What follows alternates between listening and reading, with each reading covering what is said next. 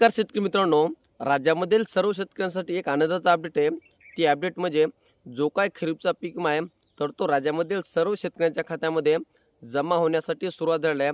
आपण जर पाहिलं असेल, मोठ्या प्रमाणामध्ये शेतकऱ्यांना प्रतीक्षा लागली होती, की खरीपचा पीक विमा हा नेमका शेतकऱ्यांच्या खात्यामध्ये कधी जमा होणार आहे. कारण की राज्य शासनाच्या माध्यमातून जुलै व ऑगस्ट या महिन्यामध्ये जाहीर केलं होतं, की लवकरच शेतकऱ्यांच्या खात्यामध्ये आम्ही पीक विमा जमा करू. परंतु जवळपास 8 ते 9 महिने उलटून देखील शेतकऱ्यांच्या हाती एकही रुपया लागला नाही. तर अशा सर्व शेतकऱ्यांच्या खात्यामध्ये या खरीपच्या पीक विम्याचं वाटप चालू झालं आहे.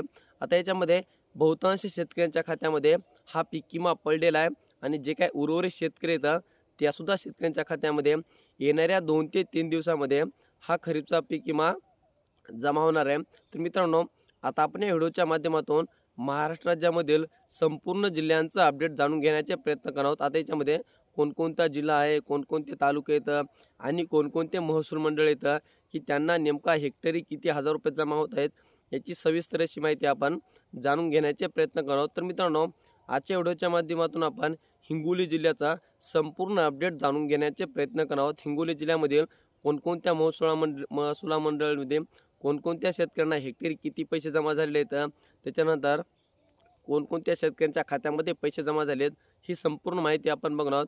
तर मित्रांनो, हिंगोली जिल्ह्याचा एकंदर विचार करायला गेला तर जवळपास 80% नुकसान झालं होतं आणि येथील सर्व शेतकऱ्यांना हेक्टरी 17,500 एवढा खरीपचा पीक विमा हा मंजूर करण्यात आला होता.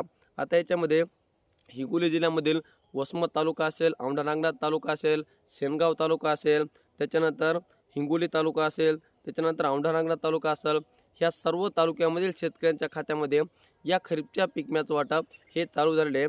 आता याच्यामध्ये आपण वसमत तालुक्यामधील सर्व महसूल मंडळे बघूयात. वसमत तालुक्यामधील पहिला महसूल मंडळ म्हणजे आंबा महसूल मंडळ आणि या महसूल मंडळामधील सर्व शेतकऱ्यांच्या खात्यामध्ये हेक्टरी 17,500 एवढा खरीपचा पीक विमा जमा झालेला आहे आणि एकरी जर विचार करायला गेला तर एका एकरला जवळपास 7,000 रुपये हे प्रत्येक शेतकऱ्यांच्या खात्यामध्ये जमा झालेले आहेत. आणि ज्या शेतकऱ्यांच्या खात्यामध्ये पैसे जमा झाले नाहीत त्या शेतकऱ्यांच्या खात्यामध्ये येणाऱ्या 2 ते 3 दिवसामध्ये याचं वाटप होणार आहे. त्याच्यानंतर गिरगाव महसूल मंडळ, त्याच्यानंतर हट्टा महसूल मंडळ, तसेच कुरुंदा महसूल मंडळ, टेंभुर्णी महसूल मंडळ, वसमत महसूल मंडळ आणि हैतनगर महसूल मंडळ ह्या सर्व महसूल मंडळामध्ये शेतकऱ्यांच्या खात्यामध्ये या खरीपच्या पीक विम्याचं वाटप हे हेक्टरी 17,500 नुसार जमा झालेलं आहे. त्याच्यानंतर दुसरा तालुका म्हणजे औंढा नागनाथ तालुका. या तालुक्यामधील जवळपास 4 महसूल मंडळ आहेत. त्याच्यामध्ये पहिला महसूल मंडळ म्हणजे औंढा नागनाथ महसूल मंडळ, जवळा बाजार महसूल मंडळ, साळणा महसूल मंडळ आणि येळेगाव महसूल मंडळ. ह्या सर्व महसूल मंडळामधील शेतकऱ्यांच्या खात्यामध्ये खरीपच्या पीक विम्याचं वाटप हे चालू झालेले आहे आणि या सर्व शेतकऱ्यांना हेक्टरी 17,500 एवढा खरीपचा पीक विमा त्यांच्या खात्यामध्ये जमा होत आहे. त्याच्यानंतर हिंगोली तालुका. हिंगोली तालुक्यामधील बासंबा महसूल मंडळ, डिग्रस कराळे महसूल मंडळ, त्याच्यानंतर हिंगोली शहर महसूल मंडळ, खांबाळा महसूल मंडळ, माल हिवरा महसूल मंडळ, नरसी नामदेव महसूल मंडळ आणि सिरसम बुद्रुक महसूल मंडळ ह्या सर्व महसूल मंडळामधील शेतकऱ्यांच्या खात्यामध्ये खरीपच्या पीक विम्याचं वाटप चालू झालेलं आहे आणि या सर्व शेतकऱ्यांना हेक्टरी 17,500 नुसार त्यांच्या खात्यामध्ये हे वाटप चालू होत आहे. त्याच्यानंतर कळमनुरी तालुका. या तालुक्यामधील आखाडा बाळापूर महसूल मंडळ, डोंगरकडा महसूल मंडळ, करमनुरी महसूल मंडळ, नंदापूर महसूल मंडळ, वाकोडी महसूल मंडळ आणि वानगा फाटा महसूल मंडळ ही सर्व महसूल मंडळे याच्या अंतर्गत पात्र आहेत आणि या सर्व शेतकऱ्यांना हेक्टरी 17,500 एवढा खरीपचा पीक विमा हा त्यांच्या खात्यामध्ये जमा होण्यासाठी सुरुवात झाली आहे. त्याच्यानंतर सेनगाव तालुका. सेनगाव तालुक्यामधील आजेगाव महसूल मंडळ, त्याच्यानंतर गोरेगाव महसूल मंडळ, हट्टा महसूल मंडळ, पानकनेरगाव महसूल मंडळ, साखरा महसूल मंडळ आणि सेनगाव महसूल मंडळ ह्या सर्व महसूल मंडळामधील शेतकऱ्यांच्या खात्यामध्ये खरीपच्या पीक विम्याचं वाटप चालू झाले आणि या सर्व शेतकऱ्यांना हेक्टरी 17,500 नुसार हे पैसे त्यांच्या खात्यामध्ये जमा होण्यासाठी सुरुवात झाली आहे.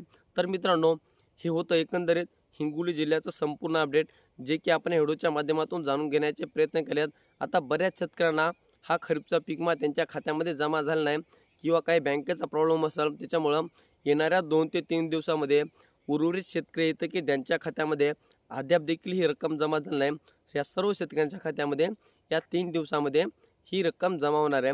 तर मित्रांनो, आता आपण येणाऱ्या व्हिडिओच्या माध्यमातून महाराष्ट्राच्यामधील जे काय उर्वरित जिल्हे आहेत त्या संपूर्ण जिल्ह्याचा अपडेट जाणून घेण्याचे प्रयत्न करणार आहोत.